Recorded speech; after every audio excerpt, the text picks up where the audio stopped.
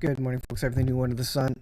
Another article I want to take a look at today is, again, coming food shortages and a prediction that August will show a lot of significant food shortages where we will actually feel the pain from that, where we will actually start experiencing that as North Americans, as Westerners.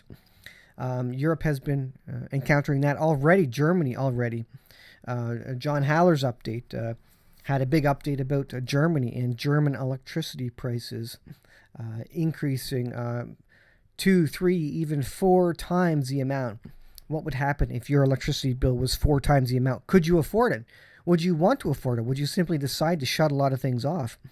And this is a big reason I've started going solar, and I've been doing that over the years, but even more so where I'm quickly moving to a whole house solar setup, and not a whole house exactly immediately, but the option to go to a whole house system, the ability to expand to that.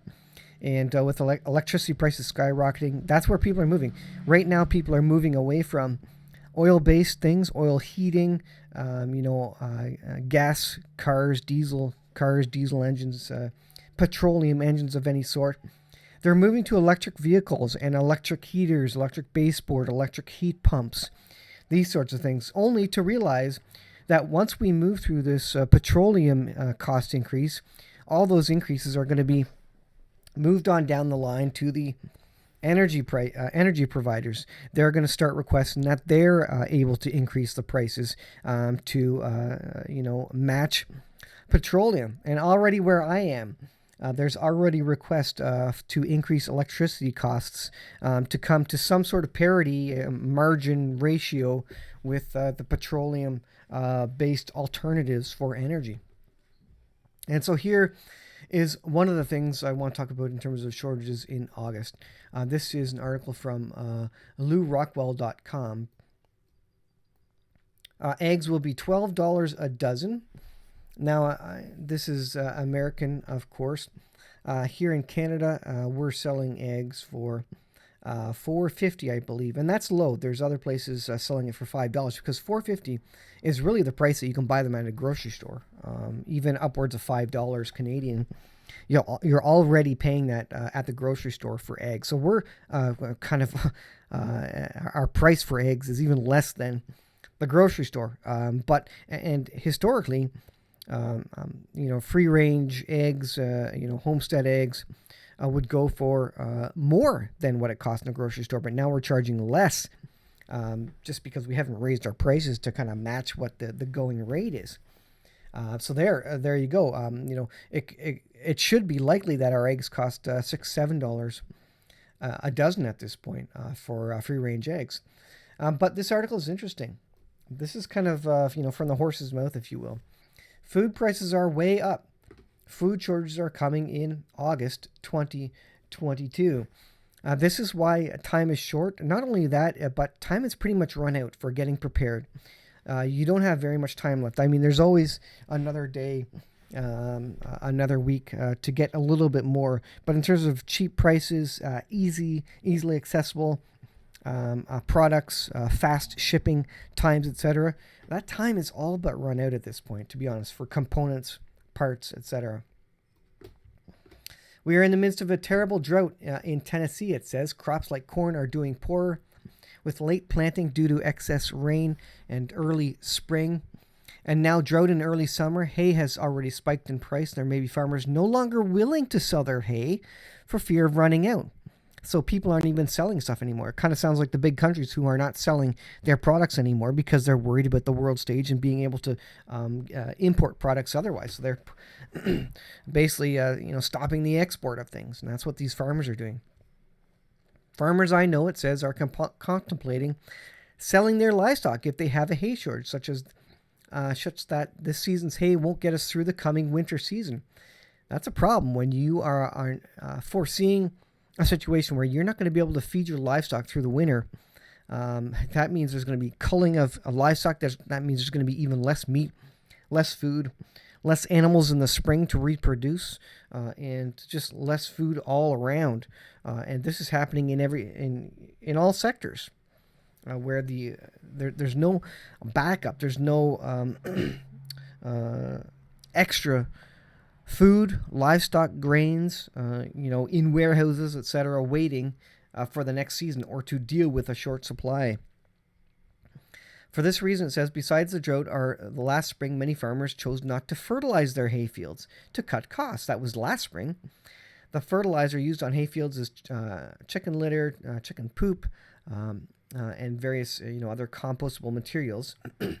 That means going forward, the earth will be depleted, the ground will be depleted, which means lower yields all around for these people.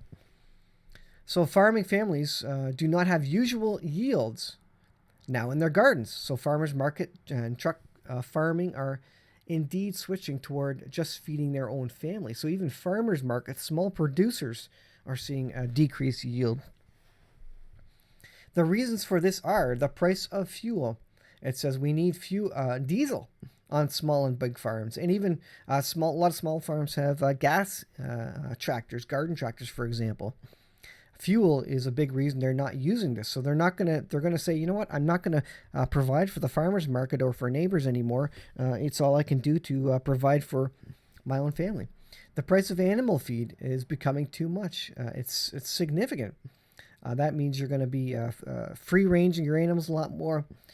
Simply not feeding them store bought or co-op grain supplement, and they're going to get what they need from the grass in the fields. And you think, well, that's well and good. The problem is that doesn't grow them as big as fast. So there's going to be a delay in the to market meat in terms of feeder calves, and hogs. Growing hogs are going to grow slower. At the end of the day, you're going to have a lighter hog, for example, a lighter dressed weight of a beef cow or of your goats, whatever it may be. That means you're going to make less for that because there's less meat to sell. It'll be better meat for sure, but there's going to be less meat to sell, and people are going to have less money to buy that meat. So you're not going to be able to you're not going to be selling as much, and you're not going to be getting as much per pound because people just simply don't have the money. They're going to go to their Walmarts and their Costco's to get whatever the cheapest cut of meat is. And this is effectively just like wartime, where you're going to be buying tiny amounts of meat and you're going to be sharing it, and you may have to go to meat once a week. Just to get a little bit of a taste and a flavor rather than every other day or whatever it may be in your household. The cost of equipment has jumped, it says. We fix our own equipment on the farm, otherwise we cannot realize a profit. You're going to need to know, this is a valuable skill, how to fix an internal combustion engine, how to fix machinery, how to do a little bit of welding. You're going to need to understand this and have the skill to fix and repair things. If you don't, you're going to have to be paying someone else to be doing that, and you may not be able to afford that. That's why I've took it upon myself to know how to do plumbing, to know how to weld and repair, and that's going to be my side job when stuff hits the fan. I have an off-grid welding setup. So if someone needs that service, they can give me a dozen eggs, or well, I guess I got eggs already, but they can give me maybe a bag of wheat for my chickens, and I can do some welding on their heavy equipment for them. Many farmers are not even set up for that and don't know how to do it, and need to outsource that. And while it's cheap, that's fine. But when things get expensive, you need to learn how to do that and fix engines, diagnose engines, fix electrical systems, fix electrical in your house. You need to do all these things. When you used to call a plumber, call an electrician, call a welder, call a mechanic, you're going to need to do all those things when this happens. This is what happened during the Depression. This is what's coming to you very, very quickly, and indeed is here now. Because costs are rising significantly. Replacement parts are hard to come by, and we're in a pickle now, and we're starting to feel it in the Western countries, in Europe certainly, in Germany and etc. They're feeling it already. Austria, this is real to them right now. If we hadn't gotten used to this, if we weren't the frog in the hot water, in many ways, this would have already, if we were just dropped into this, it would have been described as SHTF effectively already because of the significant hardships. If you go back to 2 years ago, 3 years ago, you look at the supply chain, you look at the ability to get something very, very quickly, the cheap cost of goods and services to repair things, you would be surprised looking at what it is today. Buying new is now old. A small engine replacement part we needed the other day cost $3 last year. Today it is $8. We are scrounging for parts. This is what you're going to need to do on your homestead. You're going to need to save old lawnmowers, save tubes and belts and tires and all these sorts of things because you may need them again. Look at getting a tire repair set, a patch set, or one of those old bacon strip tire patch sets. You're not going to be buying new tires anymore. You're going to be repairing what you have. This is the thing. This is a skill you need to get in these last days. It's going to get very, very hard. The bottom line is this. Shortages, whether Biden made or nature made, are coming soon. It is time to ask ourselves, where does our food and water and medicine come from? And can we keep the supply coming? Are you self-sufficient? Do you have solar energy to run your well pump?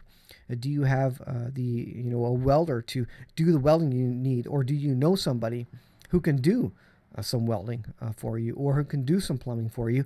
And what have you got to trade them for that effort, for that work? I'll put this link in the description, guys. This is not only coming, this is now here, and it will get worse. So we're at a point now where we're not saying this is coming in the future. I'm saying this is here now, and this will continue to get worse over the summer.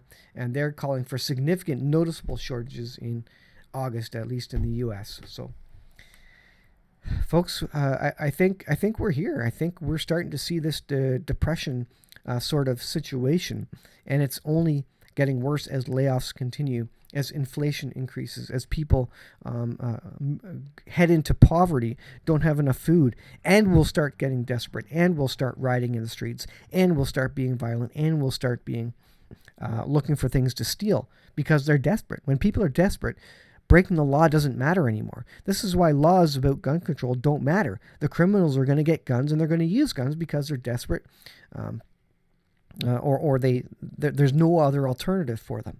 So this is hard times are here. They're not coming. They're here now, folks. I'm calling it.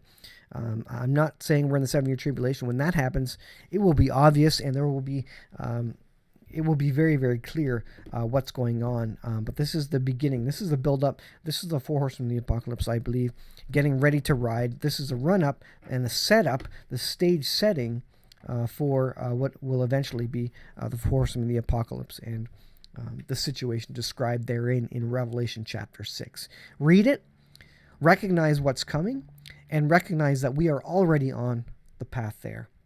Thanks for watching. We'll see you in the next video.